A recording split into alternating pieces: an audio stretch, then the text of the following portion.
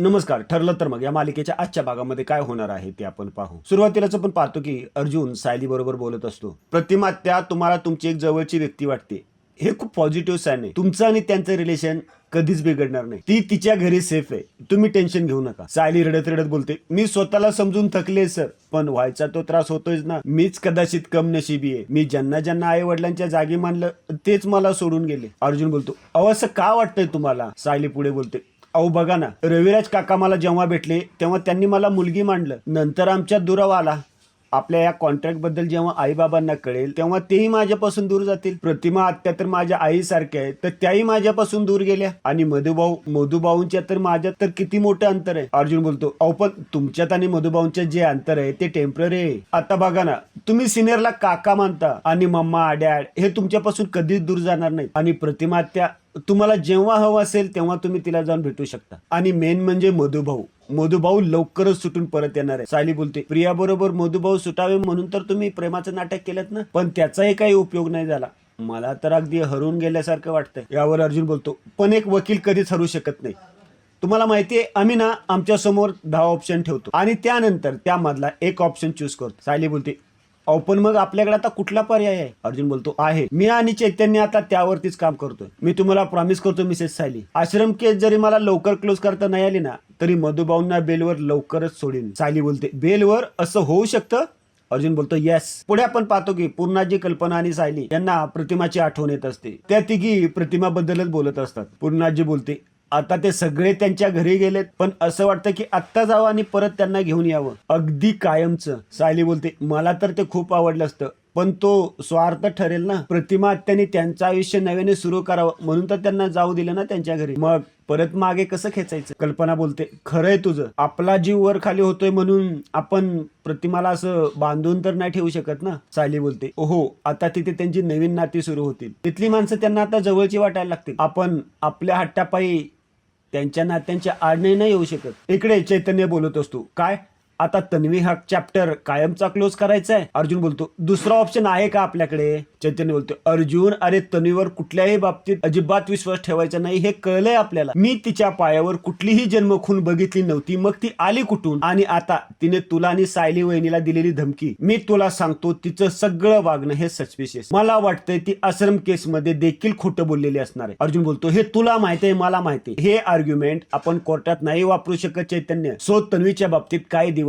आपण शांत राहणंच योग्य असेल. आणि तसंही तिला कळलंय की मी तिच्या सोबत प्रेमाचं नाटक करत होतो. सो इट्स बेटर की आपण आता कुठेही हालचाल करू नये. चैतन्य बोलतो, अरे मग हालचाल करायचं नाही तर काय करायचं? एका जागी थांबून राहायचं? अरे कुठल्या तरी दिशेने पुढे जावं लागेल ना. अर्जुन बोलतो, आपल्या मेन टार्गेटच्या दिशेने. महिपत आणि साक्षी शिकरे, त्यांचं आपल्याकडे लक्ष नाहीये, तेव्हाच त्यांना ट्रॅप करायचं. इकडे महिपत बोलत असतो, त्यांचं आपल्याकडे लक्ष नाही तेव्हाच आपण त्यांच्यावर, त्या सायली आणि अर्जुनवर जाळं टाकून त्यांना अडकवलं पाहिजे. साक्षी बोलते, खरंच आहे अण्णा.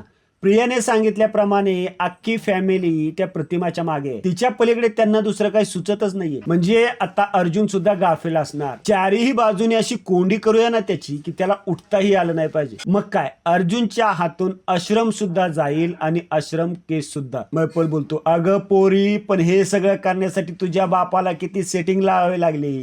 त्या आमदाराला गाठा, मग त्याच्या माग हजी करा, तेव्हा कुठं तो तयार झालाय जज ते उठवायला. साक्षी बोलते, अण्णा, पण तो जज आपलं काम करेल ना, नाही म्हणजे आयत्या वेळात तो आपल्या विरोधात नाही ना जाणार. एवढ्यात मैपतचा फोन वाजतो. मैपत बोलतो, हे बघ त्या जजचाच फोन आहे, आता याला काय करायचंय 100 वर्ष जगून? मैपत फोन उचलतो आणि बोलतो, हा जज साहेब, आता आपली काय सेवा करू? जज बोलतो, तुम्ही सेवा करता का करवून घेता? मैपत बोलतो, अहो असं काय बोलताय साहेब, अहो आम्ही तुम्हाला फक्त रिक्वेस्ट करू शकतो जशी आम्ही आमदारांना केली. जज बोलतो, आणि मला काय आमदारांचा शब्द डावलता येणार नाही, खूप जुनी मैत्री आहे आमची. मैपत बोलतो, असं ना, म्हणजे तुम्ही आमचं काम करणार ना, स्टे उठवणार ना? जज बोलतो, अर्थात करणारच, पण मी सगळं कायदेशीर पद्धतीने करतो. तुमच्या वकिलाला प्रोसेस सुरू करायला सांगा, स्टे कसा उठेल ते मी बघ. मैपत बोलतो, धन्यवाद साहेब, धन्यवाद. ठेवतो. मैपत फोन ठेवतो आणि बोलतो, आपलं काम झालं, रिसॉर्टच्या तयारीला लागा. साक्षी बोलते, अण्णा म्हणजे तो जज आपलं काम करणार आहे? मैपत बोलतो, म्हणजे न करून सांगतोय कोणाला, आणि जिथं आपल्या पोरीची स्वप्न आहेत तिथं आपण सगळा जोर लावणार. आर्या पार करणार. साक्षी खुश होऊन बोलते, माय गॉड अण्णा, तुम्ही खरंच बेस्ट आहात. मला असं वाटलं नव्हतं की माझी स्वप्न पूर्ण होतील. आता आपण लवकरात लवकर त्या आश्रमाच्या जागी ना बुलडोजर फिरूया आणि मग बघू की तो अर्जुन सुभेदार आपलं काय वाकडं करतोय ते. इकडे चैतन्य बोलत असतो, आपण साक्षीवर फोकस करायला पाहिजे, काही करून मधुभाऊंना बेलवर सोडवलं पाहिजे. अर्जुन बोलतो, येस, आपण एक काम करू शकतो, आपण महिपत आणि साक्षीला नोटीस पाठवू शकतो. चैतन्य बोलतो, नोटीस?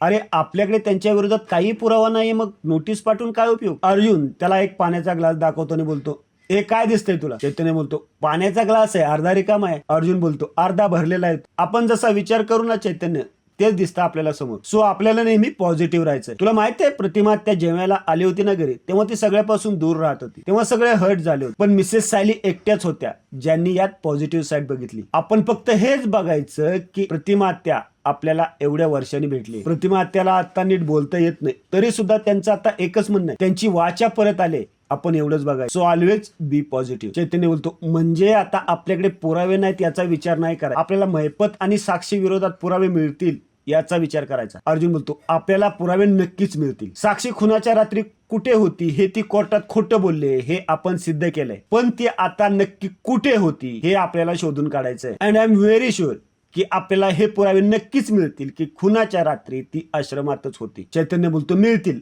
नक्कीच मिळतील, आपलं काम होईल. इकडे सायली प्रतिमा बरोबर बोलण्यासाठी रविराजला व्हिडिओ कॉल करते आणि फोन पूर्णाजीकडे देते. रविराज फोन उचलतो आणि बोलतो, बोला पूर्णाई, लेकीची आठवण आली वाटतं. पूर्णाजी बोलते, अहो तिची आठवण यायला मी तिला विसरलेच कुठे, पण आता तिला बघावंसं वाटलं. कुठे आहे ती? रविराज बोलतो, एक मिनिट, मी तिच्यासाठी ताट वाढतोय, जातो मी तिच्याजवळ. रविराज प्रतिमाच्या रूम मध्ये येतो. प्रतिमा, सुमननं खास तुझ्या आवडीचं बनवलंय आणि हे बघ तुला भेटायला कोण आलंय. रविराज प्रतिमाला फोन देतो. प्रतिमा फोन घेते. पूर्णाजी बोलते, कशी आहेस ग बाळा? प्रतिमा बोलते, बरी आहे, तुम्ही कशा आहात? पूर्णाजी बोलते, तुझा चेहरा बघितला ना, आता छान वाटतंय. प्रतिमा इकडे तिकडे बघत असते. रविराज बोलतो, कुणाला शोधतेस प्रतिमा? पूर्णाजी बोलते, मला कळलंय बर का प्रतिमा, तुझी सायली इथेच आहे. आज सकाळपासून तिचाही जीव तुझ्यासाठी तुटतोय अगं, म्हणून तर तिने तुला व्हिडिओ कॉल लावला. थांब एक मिनिट, इकडे ये सायली. पूर्णाजी सायलीकडे मोबाईल देते. सायली मोबाईल घेते आणि बोलते, छान वाटतंय ना प्रतिमा त्या तुमच्या घरी जाऊन, पण या घराला तुमची पोकळी खूप जाणवते आणि मला तर तुमची खूप आठवण येते. प्रतिमा त्या, पण मी तुम्हाला लवकरच भेटायला येईन, पण तुम्ही स्वतःची काळजी घ्या, गोळ्या वेळेवर घ्या. एवढ्यात तन्वी प्रतिमाच्या रूम मध्ये येते. तन्वी बघते की प्रतिमा सायली बरोबर बोलते. तन्वी मनातच बोलते, या दोघींना एकमेकींपासून दूर केलं तरी सायली मध्ये कडमडते. तन्वी जाते आणि प्रतिमाच्या हातातून मोबाईल घेते आणि बोलते, सायली, तू माझ्या आई बरोबर अशी जर बोलत राहिलीस तर ती वेळेवर जेवणार कशी, गोळ्या घेणार कशी? त्यामुळे मी आता फोन ठेवते, कारण आईची जेवणाची वेळ झाली आणि तिला गोळ्याही घ्यायचे. बाय. तन्वी फोन कट करते. कल्पना बोलते, अशी कशी आहे ही मुलगी? पूर्णाजी बोलते, जाऊ दे ग, तिचा स्वभाव आपल्याला माहिती आहे ना, पण प्रतिमा बरोबर आपलं बोलणं झालं हे काही कमी आहे, तू वाईट वाटून घेऊ नकोस बाळा. इकडे रविराज बोलतो, तन्वी अगं, असं कोणी बोलत असताना हातातून फोन कोणी काढून घेतं का? तन्वी बोलते, अहो बाबा, पण आईला आता आपल्या घरची सवय व्हायला पाहिजे ना, ती जर त्या घरातील माणसांशी अशी बोलत राहिली तर तिला आपलं घर परकं वाटेल ना. रविराज बोलतो, असं काहीही होणार नाहीये. तन्वी बोलते, बाबा तुम्ही माझा त्रास पण समजून घ्या ना, आई मला मुलगी मानत नाहीये हे मी समजून घेईन, पण आई एका परक्या मुलीला आपली मुलगी मानते हे मी कसं समजून घेऊ? शेवटी मी पण माणूसच आहे ना, मलाही भावना आहे. बाबा तिथे मला आईसाठी काहीच करता आलं नाही, कारण प्रत्येक गोष्ट सायली आधीच करून ठेवायची, पण आता मला माझ्या आईसाठी करू द्या ना. माझ्या वाट्याला आई कधी येणार? मी कधी आईशी बोलणार? आणि आजचा भाग येथेच संपतो.